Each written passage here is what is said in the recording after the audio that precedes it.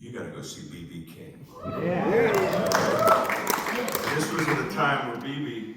was playing little bars for a week at a time. I mean, imagine going to see B.B. King in a little bar for a whole week every night. And I'd do that for the rest of my life if I could. But B.B. was booked into the lounge of a hotel. It was the Marco Polo Hotel on A1A in North Miami Beach, down near where I grew up.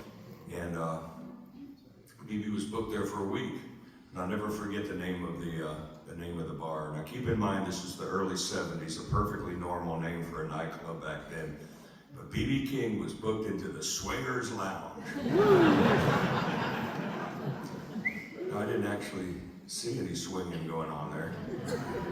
I looked everywhere. But whoever was booked there at the Swingers Lounge had to do something that I'm sure the bands hated doing this, but on the Saturday, maybe it was the Sunday afternoon of their week-long engagement, they shut down the bar and the band had to play a teen matinee. So teenagers could come in there and hear the featured attraction for the week. It was pretty cool for us, right?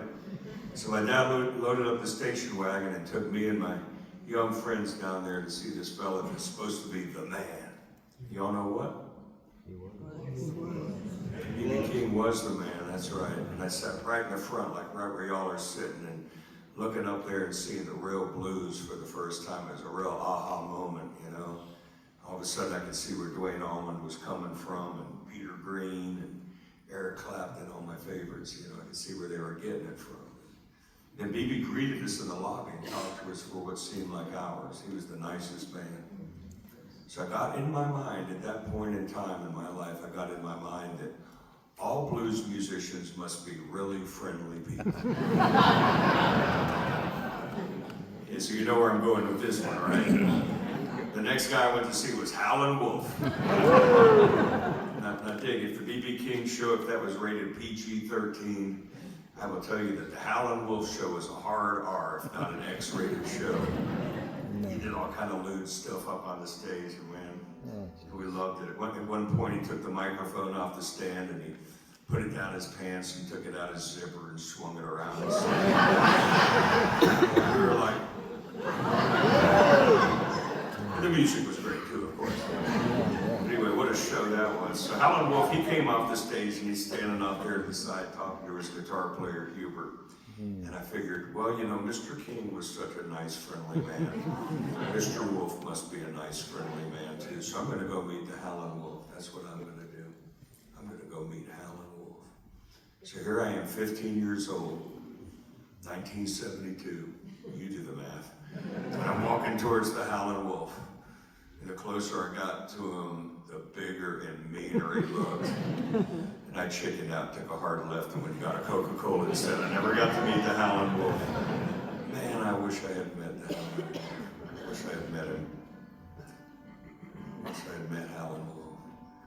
So anyway, I know that's like a ridiculously long build-up to this old blues song I'm going to play, but every night during my show, I like to mention some of the men and the women who came up with this blues music in the first place, you know, and give them the respect they deserve. Can you dig it?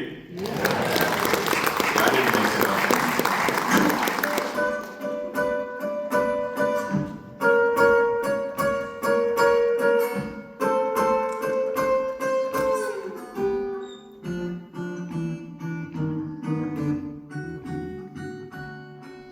Well, I followed her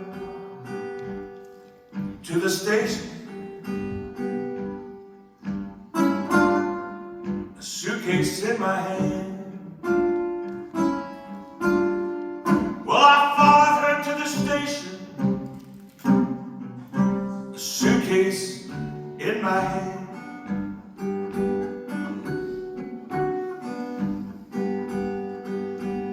Oh, it's hard to tell, it's hard to tell, when all my love's in vain, all my love's in vain. When the train pull up to the station, I looked her in the eye.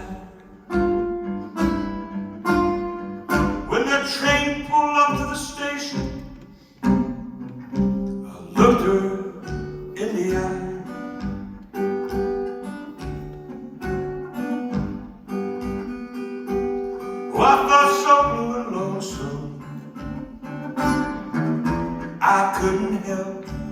would cry all my loves in vain.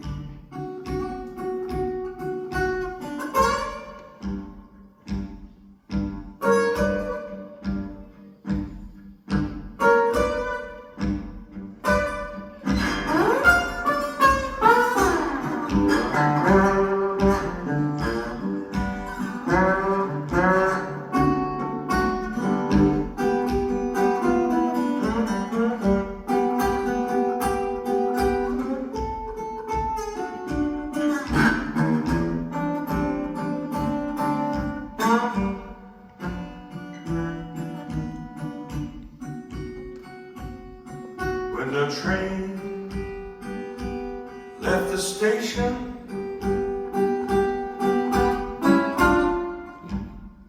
had two lights on behind. When that train left the station, it had two lights on behind.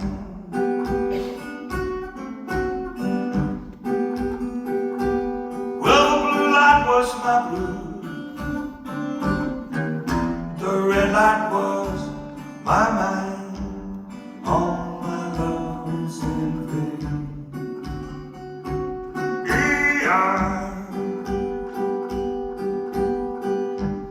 E-I will remain.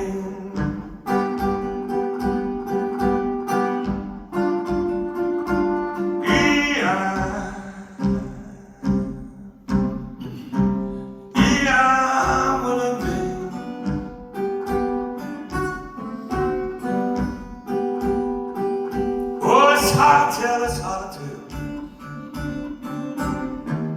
when all my love